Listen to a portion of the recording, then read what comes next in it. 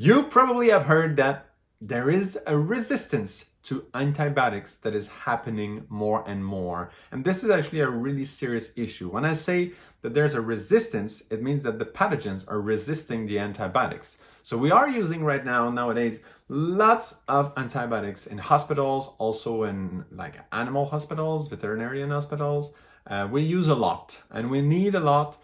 And as their effectiveness is going down slowly because of that resistance, there is a serious concern from scientists regarding that issue. You might have heard that. I know that the OMS is predicting that antibiotic resistance will be one of the main, actually the main cause of death, like more than cancer and so on. I think it's 30 years from now, so kind of soonish. So this is a really serious issue. And, you know, saying this like that in a video is so and so, but I recently received from the MAPAC, which is the Ministry of Agro, Fishing and Food of Quebec. They actually sent an email to all food producers, specifically in the domain that are using animals. I'm a beekeeper, so I received it because I have bees. And that email is actually saying that antibiotics are precious. Let's preserve them. So if small producers like me start receiving emails from the ministry saying we have to preserve our antibiotics, it means that this is a really serious issue, and very soon we'll hear about that in the news. We hear about it sometimes, but very soon the ministry in many different countries will be actually talking about it on the radio, on TV, on internet, all over the place, and that will become a really serious issue. We're now still stuck with dealing with COVID, but as soon as that is gone and done, I think there will be some also on climatic changes, of course. That's also an important issue, but that antibiotic resistance is really big, and we can all help to make that change, to adapt properly actually to that resistance. So basically there's less and less antibiotics that are effective, and there's some kind of a reserve, like there's some antibiotics that are, you know, used only in very special cases, but they are being used more and more and more because the other more usual antibiotics are being less and less effective because of that resistance. So that's the big problem. And so in that email, there were 5 points that were said to be, you know, the points that we should observe. And they call those the 5 R's because all 5 words start with an R. So the first one is responsibility. And responsibility for them means that everybody should be part of that issue. Everybody should participate. So the farmers as well as the veterinarians.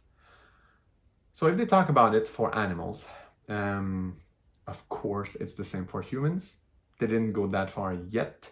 We don't, you know, those 5 R's that we'll be talking about more, but knowing that everybody should be involved, like the farmers and the veterinarian.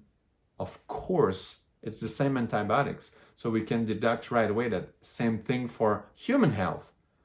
Doctors, like medical doctors, as well as people, should do the same and also be responsible. That's very obvious. So we can just deduct that very easily. And soon we'll receive the same thing as just people. And they'll say medical doctors as well as everyone on the planet should be responsible for the use of antibiotics because this is a serious issue. So that's the first R. Now, next one is reduction. And when we say reduction, they actually mean that they want to enhance the health situation so that there's less need for antibiotics. So that makes lots of sense, very straightforward. And the third one is refinement. And by refinement, they're talking about refining the proper treatment for any given disease or problem. So, you know, like giving the exact good treatment give enough antibiotics, not too much. Do just the right thing. Don't use too much. And if you have to use it, well, use it. But there's the proper thing to do. So they call that refinement. The fourth one is replacement. And that's the most important one for me. Replacement means to prioritize other means of treatment other than antibiotics. As soon as you can, prioritize other ways of treatments. Now, this is big, and I'll talk about it just after the fifth R. So let's, bear with me with that fifth R. It's review, and the review means just to follow up on any treatment that is actually happening, so that it's effective, and then we don't have to use so much antibiotics. So those are the 5 R's that they are telling us to follow, and this is really interesting because that fourth one, which is replacement, well, that's where apitherapy comes in, really, and it plays a really big part of that.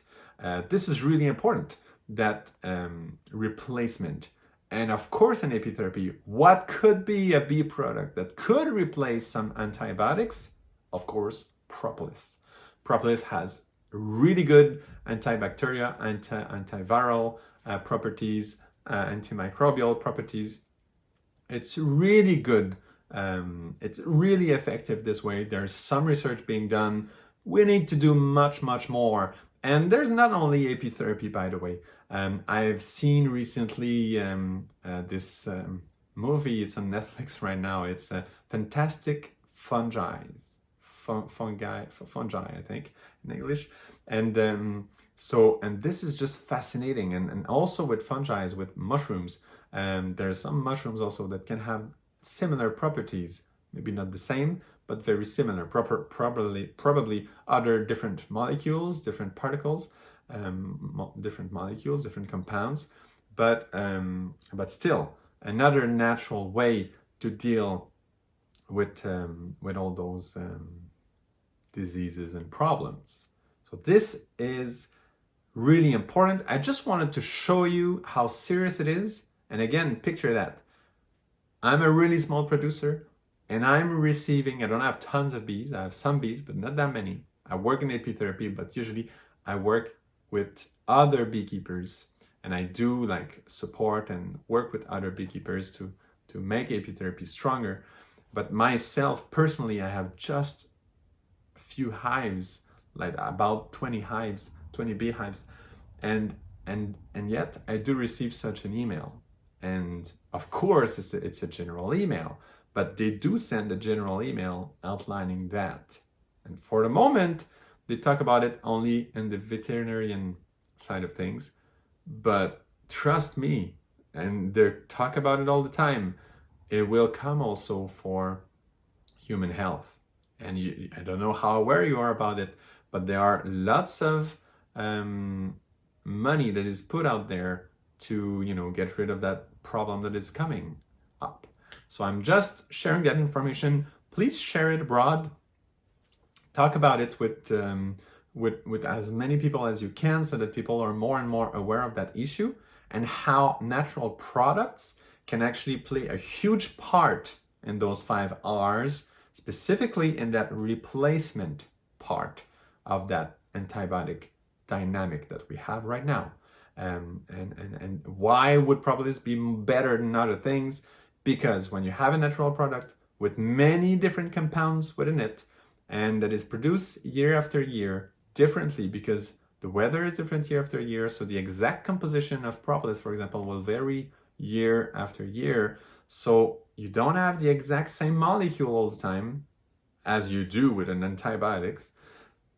So the resistance doesn't stick to Propolis too much. For now, we haven't seen much resistance to Propolis, and this is really, really promising, because it's actually a group of compounds that is evolving and changing a little bit year after year. It's never exactly the same, and this is a good thing, because that allows to avoid resistance to Propolis.